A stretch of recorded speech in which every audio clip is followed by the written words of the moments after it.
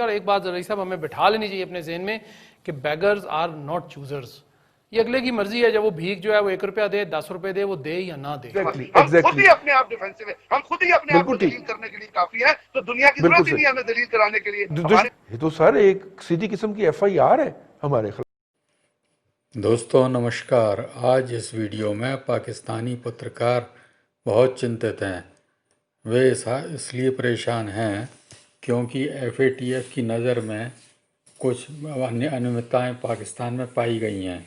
उनके साथ साथ एक नया शिकूफा और छूट गया है कि पाकिस्तान की 6 बैंकें मनी लॉन्ड्रिंग में लिप्त हैं। अब वो ये इसलिए परेशान है कि इनके साथ चीनी बैंकों का भी तालमेल है, वो भी मनी लॉन्ड्रिंग का खेल कर रही हैं। पाकिस्तान के नेता, फौजी सभी लोग इसमें पनामा केस की तरह से ही लिप्त हैं, जिसके कारण अब FATF को एक बहाना मिल सकता है कि वो इनको ब्लैक लिस्ट कर दे। इसलिए इनकी हालत ख़राब है। इसके लिए साथ साथ FATF के साथ साथ वो अमेरिका को भी दोष दे रहे हैं कि अमेरिका ने सऊदी अरब पर जोर डालकर हमें ग्रे लिस्ट में कराया, नहीं तो हमारे ग्रे लिस्ट से बाहर हो जाते। अपनी कमियों को दूसरे पर लादने की इनकी पुरानी आदत है। आइए देखें इस वीडियो को और मज़ा लें। हांगकांग शंघाई बैंकिंग कॉरपोरेशन इसका नाम था, जिसकी बुनियाद के ऊपर इसका नाम HSBC बैंक पड़ा है, जिन्होंने मनी लॉन्ड्रिंग की है खरब हार रुपए की। ठीक है, और ये उनका डाटा है पिछले 10 से 20 साल का कि ये बुनियादी तौर पे HSBC चूंकि चाइना का बैंक है, चाइनीज बैंक है, और ये दबने नहीं दिया जा रहा वेस्टर्न मीडिया की तरफ से, और रिवील किया गया है बिल्कुल उसी तरह। और ये उसी ग्रुप की कार्रवाई है जिसने पनामा लीक्स की थी, जिसमें सबसे खौफनाक बात है वो ये है कि अभी तक ये जाहिर नहीं किया गया, लेकिन खबरों में ये कहा जा रहा है कि इसमें 6 पाकिस्तानी बैंक्स भी नॉमिनेटेड हैं।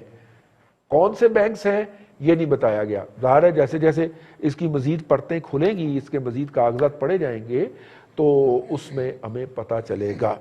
और ये जो एक फिगर मैंने पढ़ा है वो 1900 अरब डॉलर का फिगर है, अगरचे वो 20 सालों पे फैला हुआ है, लेकिन एक जगह पे ये भी फिगर कोट हुआ है। भट्टी साहब, पनामा लीक्स जो हुआ, हमारी अच्छी भली चलती हुकूमत मुंह पर नहीं देख पाई, ठीक है, और अब ये हुआ है। और 6 बैंक जो हैं उनका नाम है भाई, वो अभी तक उन बैंकों के नाम रिवील नहीं हो रहे, लेकिन हो जाएंगे। किसी दिन ये भी खबर आ जाएगी, अगले 2-3 दिन के अंदर ये पता चल जाएगा हमें।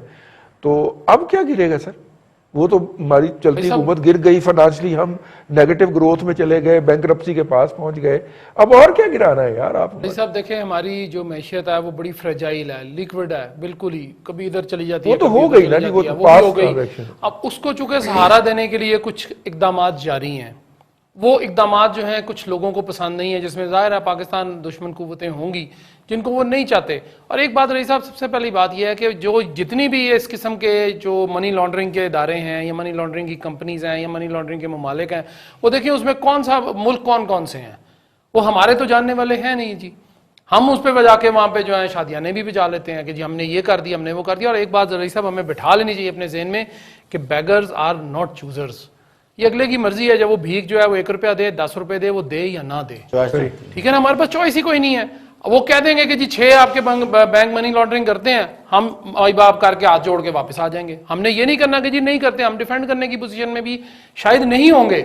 अब हमारे जो कि यहाँ बैंकिंग सिस्टम अच्छा मजबूत तवाना है। अब मसला ये जी कि वो जाहिर है हमारे जो अगेंस्ट काम कर रहे हैं FATF के भी, उसके अंदर भी और बाकी जगहों पे भी, उनको ये नजर आया जी कि एक सेक्टर इनका रह गया जो बच गया है। गवर्नमेंट भी आपने यानी हमारी सियासत तो तबाह हो गई, सारा खत्म हो गया। वो जो डेमोक्रेसी थी वो उन्होंने ऊपर से गिरा के नीचे जमीन पे रख दी कि जी ये डेमोक्रेसी का फेस है आपके मुल्क में। देखिए बात ये रही साहब, फिर वही आ जाती है कि हम अगर अब भी APC छोड़ दें, सारा कुछ छोड़ दें, हम अब भी अगर इकट्ठे होकर अपने जो हमारे नाराज दोस्त हैं उनके पास जाके को हाथ तरला कर लें, को मिन्नत तरला कर लें, को हाथ जोड़ लें कि भाईजान को मेहरबानी करो हमारे हाल पे।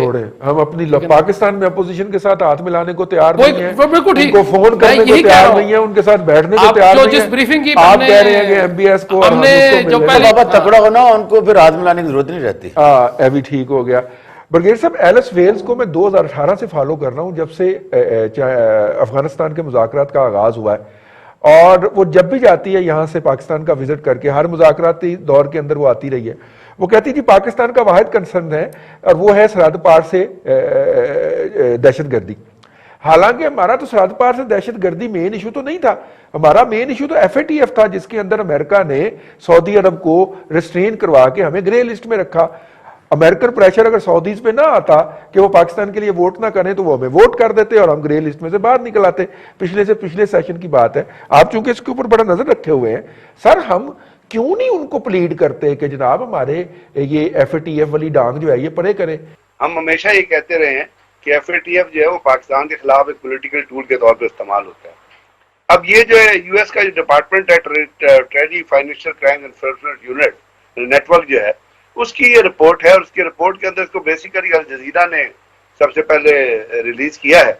और इसमें उन्होंने 1999 से 2017 तक, जब ये FATF का सारा मसला चल रहा है, कोई 2100 सस्पेक्टेड अकाउंट ट्रांजैक्शन है, जिसको SARs कहते हैं, वो डिटेक्ट किए, जिसके जरिए वो कहते हैं कि JP मॉर्गन ने, HSBC ने, इन्होंने कोई $2 ट्रिलियन, जो कि 1.5 ट्रिलियन पाउंड बनते हैं, इनकी मनी ट्रांजैक्शन की है। तो ये तमाम चीजें पता है, लेकिन मुसीबत ये है कि हम we are at the weaker wicket. जब हमारे अदारों को हमारे लोग बदनाम करेंगे, इंटरनेशनल लेवल पे बैठ के ये कहेंगे कि जो बॉम्बे का हमला है वो पाकिस्तान ने करवाया था, जो अटैक हुआ, तो आप मुझे बताइए आपकी बात कौन सुनेगा? सर, आपके मुंह पे लोग झुकेंगे, इंटरनेशनल लेवल पे लोग।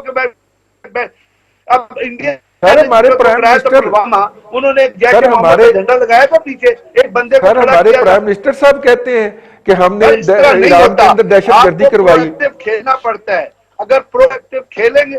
और लोग हमारे अभी तक मीडिया में, इसमें हमारे प्रिंट मीडिया में ये रिपोर्ट लीक आउट नहीं हुई, इसके तो एक एक मंदरजात ऐसे हैं जो हमें तमाम के तमाम अपने अवाम को तो कम से कम बताने चाहिए। वो आपने पढ़ी, मैंने पढ़ी, लेकिन वो एक आपने शुक्र है प्रोग्राम में पिक कर लिया। हमारे तो बाकी चैनल जो है वो सिर्फ क्या कर रहे हैं, वो सिर्फ लगे हुए हैं कि शहबाज शरीफ ने आर्मी चीफ से मीटिंग की, ठीक हो गया, वो तो बांदर तमाशा पे लगे हुए हैं। इश्यूज होते हैं, ये चीजें होती है जो दुनिया के सामने आनी चाहिए। ठीक हो गया, तो कोई टच नहीं करता। जब हम ही टच नहीं करते रजी साहब, तो मुझे बताएं कि फिर जो आपके दुश्मन है वो आपकी बात को क्यों सुनेंगे? एग्जैक्टली हम खुद ही अपने आप डिफेंसिव है, हम खुद ही अपने आप को दलील करने के लिए काफी है, तो दुनिया की जरूरत ही नहीं हमें दलील कराने के लिए। हमारे बहुत लोग मौजूद हैं जो हमारे मुल्क को दलील करने के लिए। अल्ताफ हुसैन बाहर बैठा हुआ है ना, मनी लॉन्ड्रिंग नहीं किया, उसके घर से कितना पैसा निकला बरतानिया ने। चले 6 पाकिस्तानी बैंक भी हैं सर उसके अंदर, अभी तक नाम नहीं आया उनका, लेकिन ज़ाहिर जैसे जैसे डिटेल आएंगी, ये तो सर एक सीधी किस्म की FIR है हमारे खिलाफ। नहीं, आपने सही कहा। देखिए, दुनिया में फाइनेंशियल एम्बेजलमेंट तो होती रहती है, ये पहली दफ़ा नहीं हो रहा। और देखने की बात यह है कि इस फाइनेंशियल एम्बेजलमेंट से, जो मनी लॉन्ड्रिंग से कौन सी बड़ी ताकतें क्या फवाद उठाती हैं। देखिए, जैसे हम कहते हैं ना, हमारे मुल्क में सबसे बड़ा साफी वो होता है जिसका सोर्स बड़ा होता है, उसका कोई अपनी इंटेलिजेंस अपनी वो उस बुनियाद पर नहीं कर रहा होता।